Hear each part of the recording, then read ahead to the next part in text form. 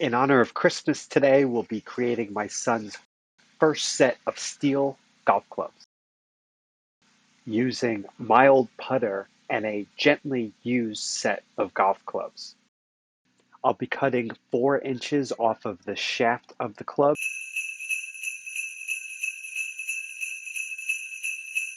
using a 24-inch Craftsman carbon steel flexible hacksaw, and that's the fire department, so we're gonna go now. Right on time, my introduction was interrupted by the arrival of Santa Claus.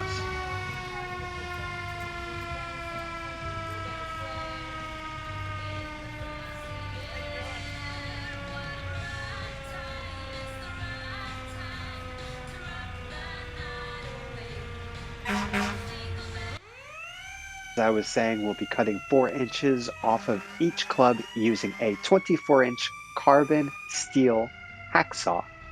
Let's get started.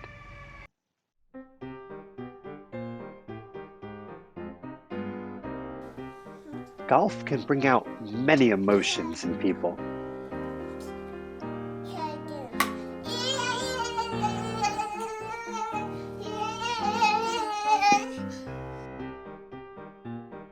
It can teach you to try again and again. That success comes from persistence.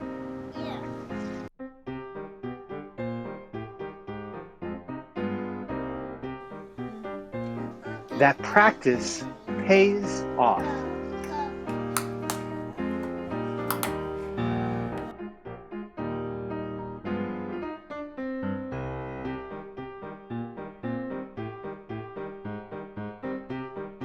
And to study the greats that were there before you. My son loves to swing a club. And he has his own way to look at the game. And sometimes we all need a break. I've had this putter for 15 years. This is the second putter I've ever owned. It is 32 inches and comes up to about my waistline. And now my goal is to cut it to his.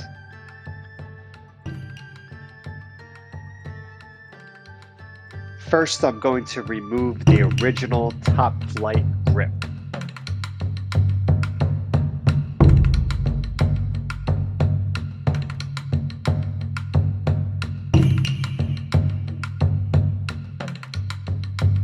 Underneath is nothing more than the end of the steel shaft. The length of a golf club is measured from the bottom of the grip to the ground when the club is resting on a flat surface.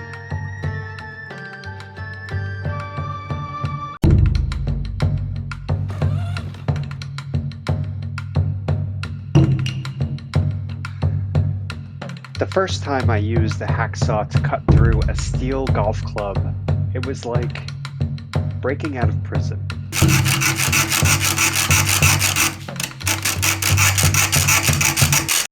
But once I had my starting mark, I just had to rotate the club and work through that indentation.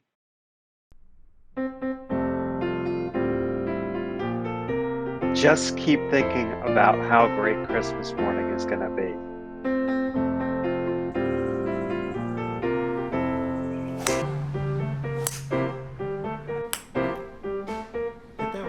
Keep your eye on that flagstick and swing with everything you got.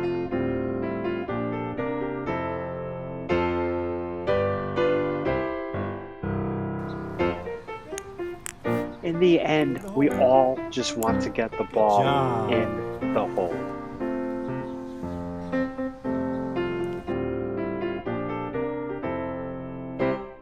Eventually, I broke through. The gripping process starts with a long sheet of double-sided tape. It's wrapped around the end of the club and will bond the grip to the shaft so that it never slips during a swing. Spray the tape and inside the grip with a solvent solution.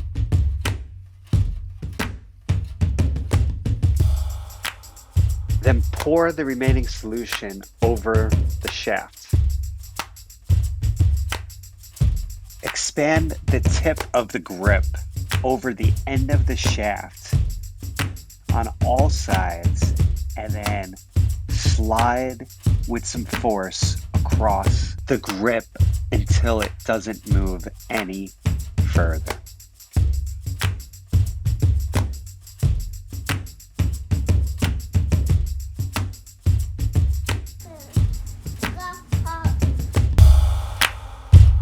And wipe off any excess solution from the shaft.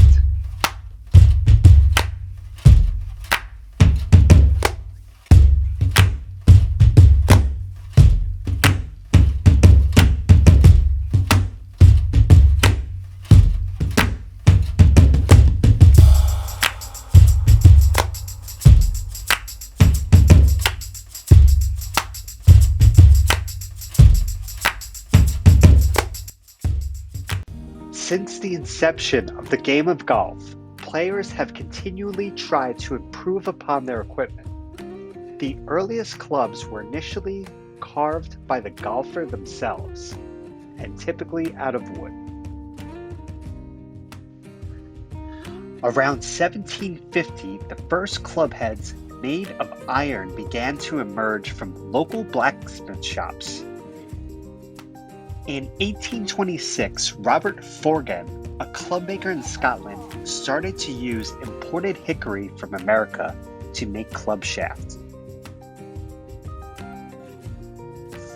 Around 1925, the steel shaft was introduced in the United States.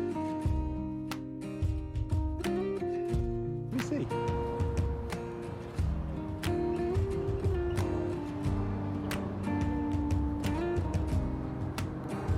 Good job. Although blacksmiths had experimented with them since the late 1890s, the Royal and Ancient Club of St. Andrews is the governing body of the game of golf. The R&A finally legalized the use of steel-shafted clubs after the Prince of Wales used them on the Old Course at St. Andrews in 1929. The steel shaft provided for greater accuracy and durability. In 1931, after the R&A banned concave face wedges, Gene Sarazen invented the modern sand wedge, which had a straight face and added bounce. After World War II, development of golf clubs were influenced by research into synthetic and composite materials. In the 1960s, fiberglass shafts were tried unsuccessfully. In 1963, the casting method of manufacturing club heads was introduced, making club heads more affordable.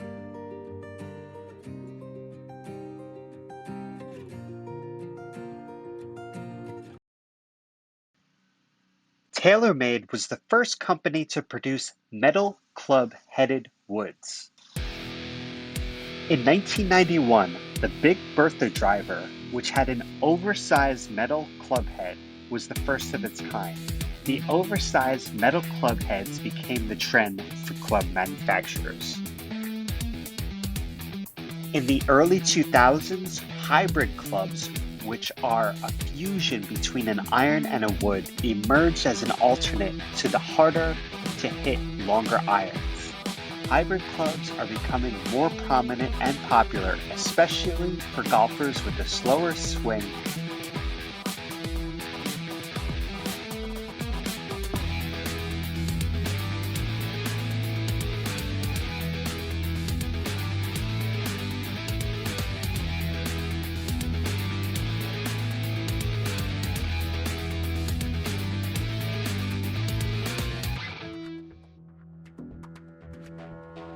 The latest trends in woods are the use of titanium club heads combined with graphite shafts.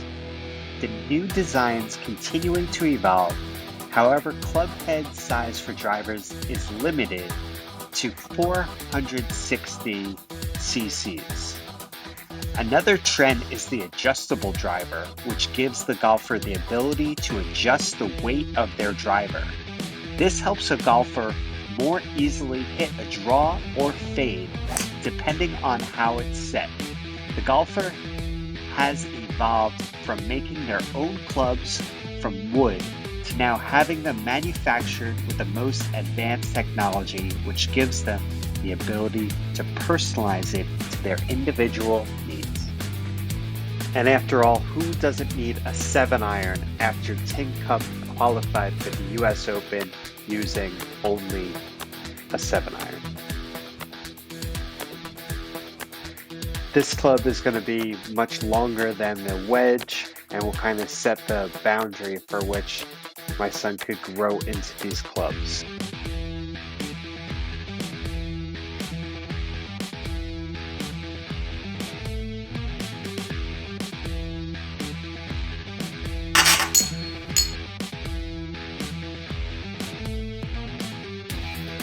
I did not apply enough solvent solution and this grip got stuck. But the next one was perfect.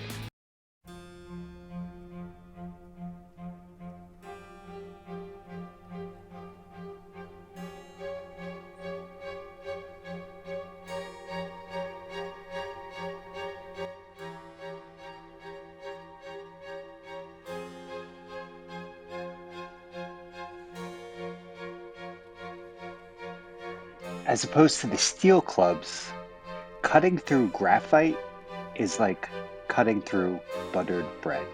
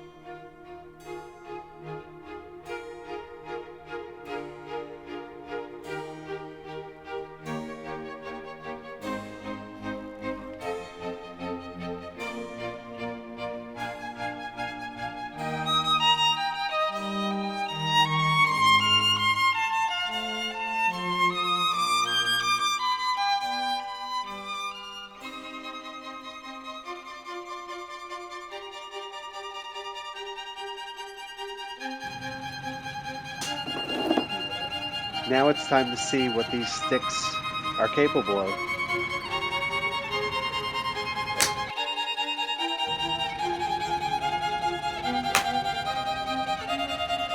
Oh, they work.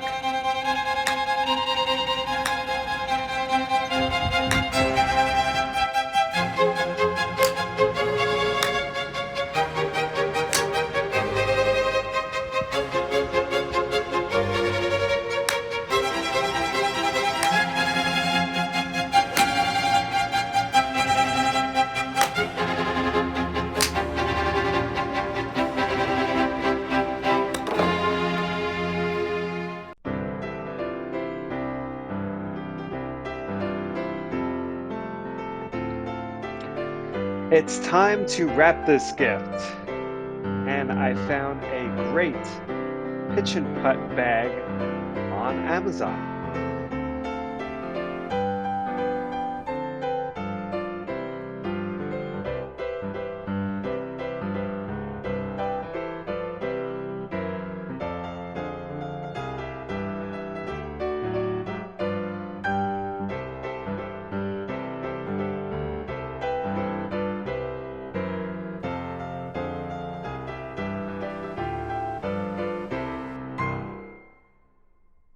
It's over here. Yeah.